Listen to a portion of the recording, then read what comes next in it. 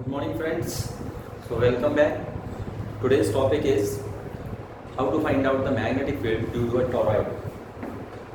A question comes, what is toroid? Now here I want to show you one device. If I take this, correct? This is a coil which is actually, we got this by wrapping a piece of a wire over this cylindrical object, and if I remove this cylindrical object, then you will get this shape, and this is a helical shaped object called as a solenoid. And if I fold this solenoid, then we will get the toroid. So endless solenoid, correct? Closed solenoid is called toroid.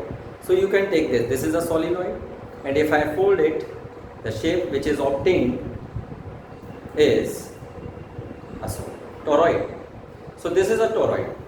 So the shape which is obtained, correct, from the solenoid when you extend it and make it a circular shape. So endless solenoid is called a toroid. Now if you see here, there are three regions. One inside the windings, correct.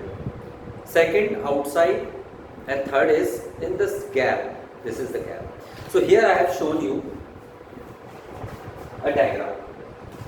So if I place the toroid which I have obtained in this region, then the middle one that is a toroid. So to find out the magnetic field, we have to consider two Amperian loops. This is Amperian loop, and this is also Amperian loop, correct? So the current is entering, current is leaving through this coil.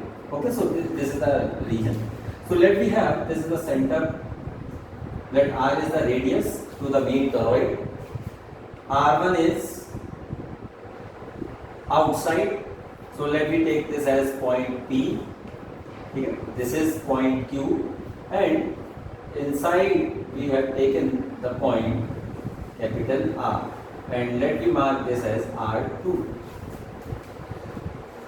To find out the magnetic field due to a toroid, again let me recap.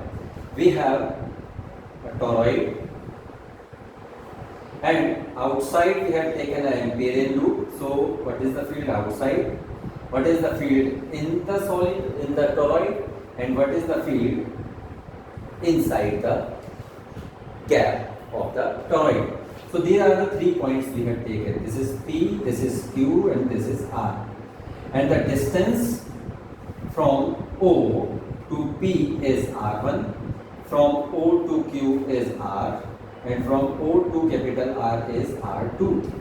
This is what we have shown. So in these three regions, we have to calculate what is the magnetic field. So let me take the first case. The first case is magnetic field at point Q.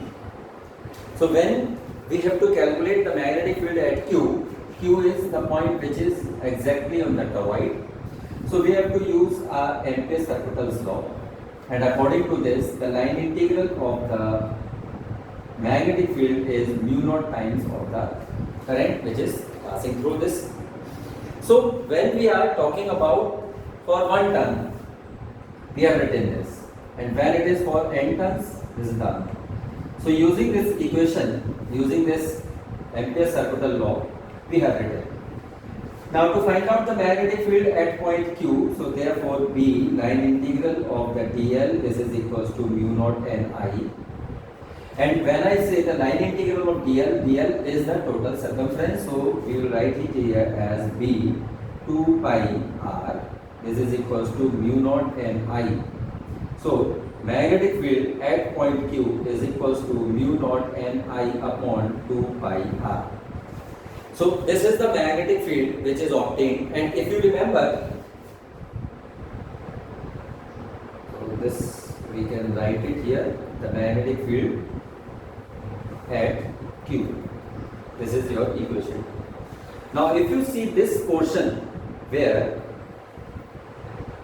number of turns per unit length, this length is in circular shape. This is called as small n. Correct? So you can write this number of turns per unit length. Length is of this circular ring, the toroid, which is endless solenoid. So instead of L, we have written the length, complete length, and now we will replace it. So magnetic field at point Q is mu naught Ni. So this is the magnetic field at point Q. Now if you come to the case 2, the magnetic field at point capital R. Okay, so this is the point, I hope you remember, that is the Amperian loop which is inside. Now when you calculate the magnetic field at point R, see this Amperian loop is in the open space, there is no current threading. So since no current is observed, therefore we will write it here, the magnetic field is equals to 0. So magnetic field in the Amperian loop at point R, which is inside the region of the toroid. So when I say the inside the region of the toroid, I mean to say here through this, again let me explain it. I am talking about the region which is here. So this I am talking about the region which is lying here in this. Okay, so the current is threading here. Now if you go to the third one, case third, magnetic field at point P. Now if you see here the magnetic field at point P, that is the Amperian loop which is outside the toroid. Now see here, the current is threading from the same, okay, if I allow it to enter here. Now see here, this is current enter, and so the wire which is wrapped, correct, the current is going up and down, coming down. So the net current according to the loop, here it is 0. The net current according to the loop, it is 0. So due to this, the magnetic field at point P is also 0.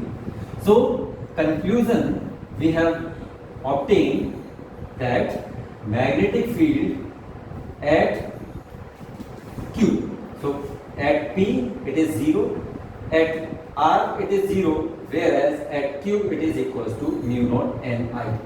So, and this is almost same as the magnetic field. We have already shown it in my previous video, that how to find out the magnetic field due to a solenoid, and this the result is same. So this is all about for today. Thank you very much.